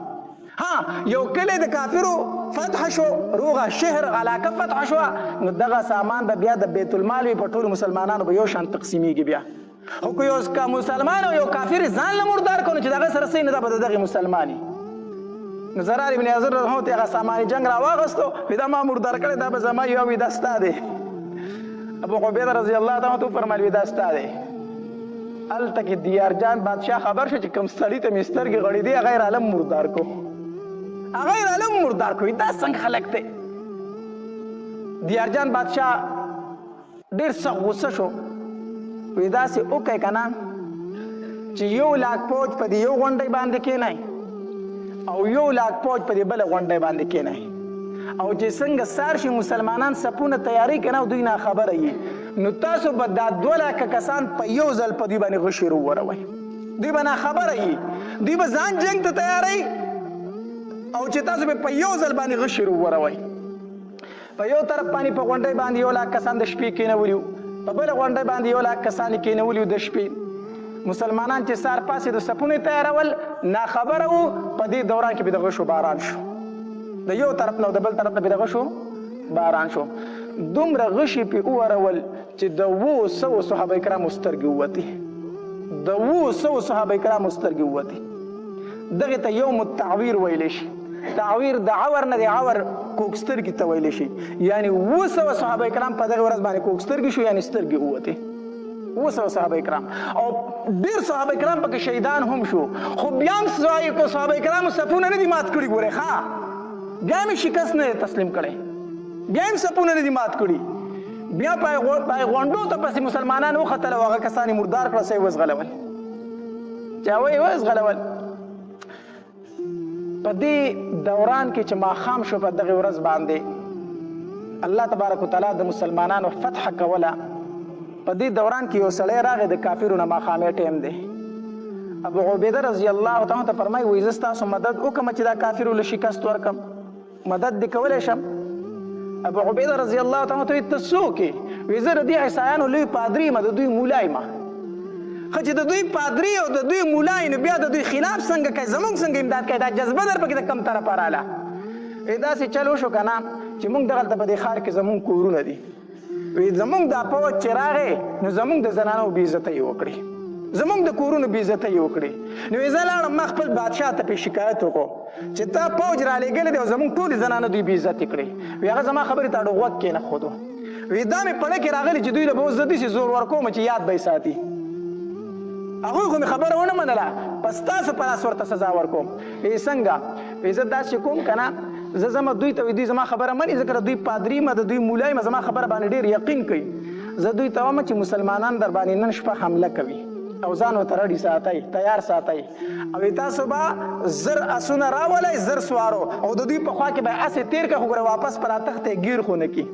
هسې به اسونه د دوی په خوا کې تېر کړئ بیا خوا کار زما دی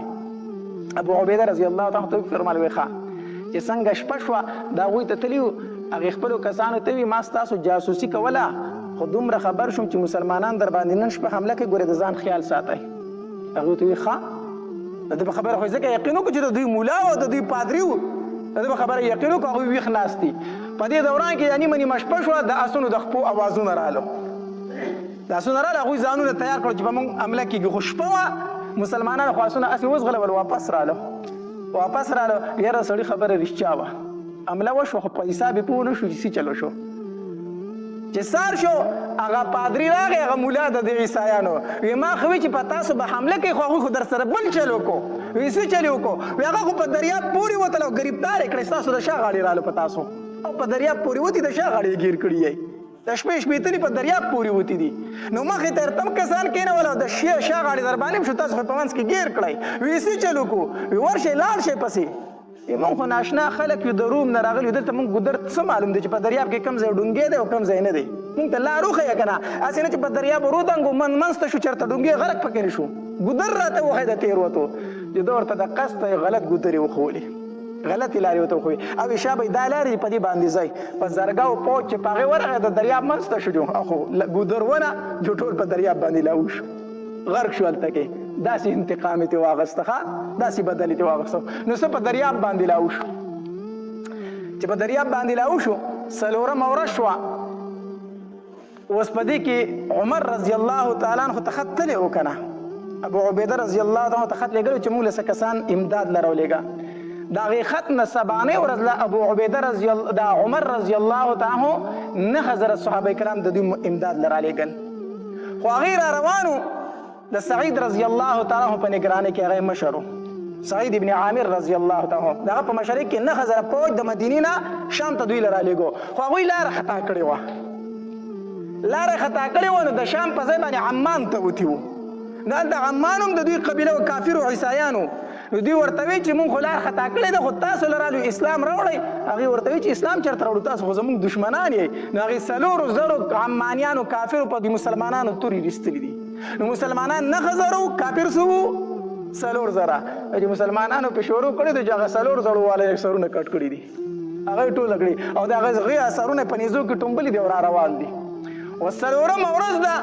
چې 9,000 فوج د مسلمانانو د مدینې منورې نه راورسېد د مسلمانانو امداد له او ټول په اسونو ناست دي او نیزې نیولې په نیزو کې د کافرو سرونه دي چې راورسېدل ابو عبیده رضی الله تعالی ته فرمایله که تاسو چېرته راغئ او دا سرونه دا تاسو چې چل کړی دی موږ عمر رضی الله تعالی په 2مه ورځ د خط رالیږلي یو چې ورشئ شام ته د هغوی مدد له خو مصیبت دا و چې لاره رانه هېره شوې وه د شام لاره خو پرېښې وه په بل طرف ورغلي وو تلو عمان ته رسېدلي وو نو هلته خو د کافرو سره مقابله راله نو هلته خو 4,000 مردار کړه چې اوس تاسو لره ورسېدو نو الله ابو عبیده رضی الله تعالی فرمایل اوس کار وشو تاسو 9,000 راورسېدئ ښه دمه کسان یئ سبا به ورسره وي تاسو ګورئ سبا به ورسره تاسو ګورئ نو چې 4مه ورځ شوه که نه دوی ته وي وروځئ خو دا سرونه به په نیزو کې ونیسئ او میدان ته به وځئ دا سرونه په نیزو کې ونیسئ او میدان ته به وځئ نو 9,000 فوجیانو د مسلمانانو او په نیزو کې د کافرو سرونه ټومبلي او میدان ته ووتل چې میدان ته ووتل اخوا چې رومیانو وکتل چې 9,000 نور فوج راغلی دی او لا سرونه هم د کافرو راوړي دي په هر یو سر په نیزه کې سر هم دی هغې چې دا 9,000 فوج ولیده که نه نو بیا مشر کشر ته نه کتل او کشر مشر ته نه کتل خو بیا په تیښته وو او مسلمانانو پې شروع وکړه نو چې په 4مه ورځ باندې ښه جنګ وکړو او 10 لاکه فوج وزغلو 10 لاکه فوج وتښتو نو چې په 4مه ورځ جنګ وشو صحابه کرامو ارام وکړو په 5مه ورځ پاڅېدل او میدان ته ووتلو نو خپل شهیدان د هغې دفن کولي شروع کړو صحابه کرامو دفن کولي شروع کړو نو چې په 5مه ورځ خپل صحابه کرام وشمارل نو 4.5 صحابه کرام ته شهیدان شوي 4.5 صحابه کرام څه شوي شهیدان شوي او چې د کافرو مړي وشمارل نو 2,20,000 کافر مردار کړي وو 2,20,000 کافر مردار کړي وو او د مسلمانانو نه 4.5 صحابه کرام شهیدان شوي وو دا هم یوه غزا شوې ده دې ته غزوه یرموک وایي څه ورته وایي غزوه یرموک او دا د نبی علیه الصلاة والسلام د وفات نه وروستو شوې ده د خالد بن ولید او د ابو عبیده رضی الله تعالی په نگرانۍ کې شوې ده دا هم یو زمانه وه دا مسلمانانو ټیک ده که نه دا مسلمانانو دا هم یو زمانه وه 10,00,000 فوجو کسانو ته څو کسان مخې وتي وو واقع به د ټوله بیان کړه تاسو هر څه هیر دي تاریخ درته بیانوم دې لپاره چې د خپلو اکابرو دغه نه خبر شئ که نه 10,00,000 او د 80,000 کسانو مقابله څو کسانو کړې وه 2,000 څو کسانو 2,000 صحابه کرامو دا مقابله کړې وه 2,000 صحابه کرامو او بیا د 80,000 کسانو مقابله خالد بن ولید په 80,000 کسانو کړې وه د 80,000 کسانو مقابله په څو تنو کړې وه په 80,000 او اوس مې درته وویلو چې د 2,00,000 په ښي طرف راغلو 2,00,000 په پوج په ګس طرف راغلو مسلمانانو ته څو تنو ویشتل 5,000 دا هم یو دور دا هم د اسلام یو غلبه وه دا هم یوه جذبه وه دا نه و چې مونږ کم یو دا زیات دي داسې ښایسته بیانات اورېدلو دپاره زموږ یوټیوب چینل واجد اسلامیک سټوډیو سبسکرایب کړئ په دې به تاسو ته انشاءالله العزیز ښایسته واقعګانې او بیانات میلاویږي او د ګنټې د نشان د سره کلک کړئ چې تاسو ته آینده نوې ویډیوګانې مخې ته راځي او د خپلو ملګرو سره لازم د ثواب په نیت باندې شریک کړئ. والسلام ډېره مننه.